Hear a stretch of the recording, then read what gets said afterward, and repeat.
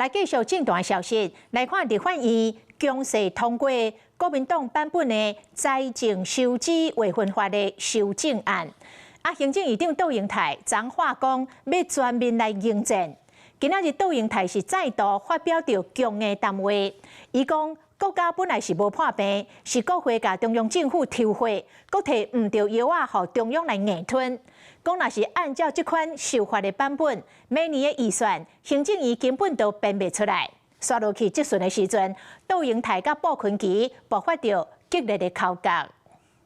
请你要把民进党对人民的承诺，要立法院对行政院开战，不要，我才必须备战，跟赖清德宣战。行政院长杜英泰则放调要全面迎战国民党版的财会法，今日讲面对立法院国民党团总召布昆萁质询，两边战甲真激烈。4年超收1兆8700亿，我们有还债执政。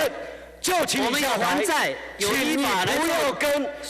你不要跟赖清德总统宣战。美国众两党在会法强度关心是要甲中央树打，不过布昆萁要求释出财权给地方，现场关甲变叫立法院长韩国瑜赶紧发动。深呼吸，喝口水。好，谢谢。众议选案搁倒伫咧立法院，原本规划要伫咧中质询结束了后，和韩国瑜吵解远，如今恐惊因为财会法可能出现变数。未到根本绝望，我不会放弃协商；未到最后关头，我们也不会轻言的抵制。是国会把中央政府抽了血，一直在弱化中央，也拿错的药要中央硬吞下去。他干嘛要搞得这么肃杀啊？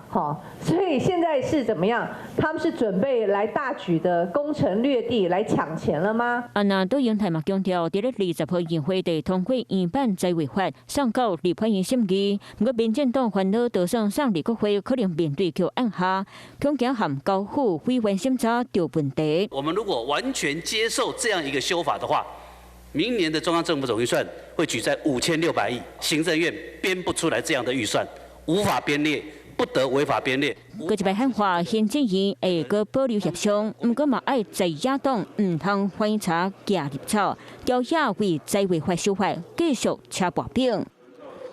你好，我是宋彦明，想掌握最及时的新闻资讯吗？赶紧订阅、按赞、开启小铃铛，锁定华视新闻 YouTube 频道。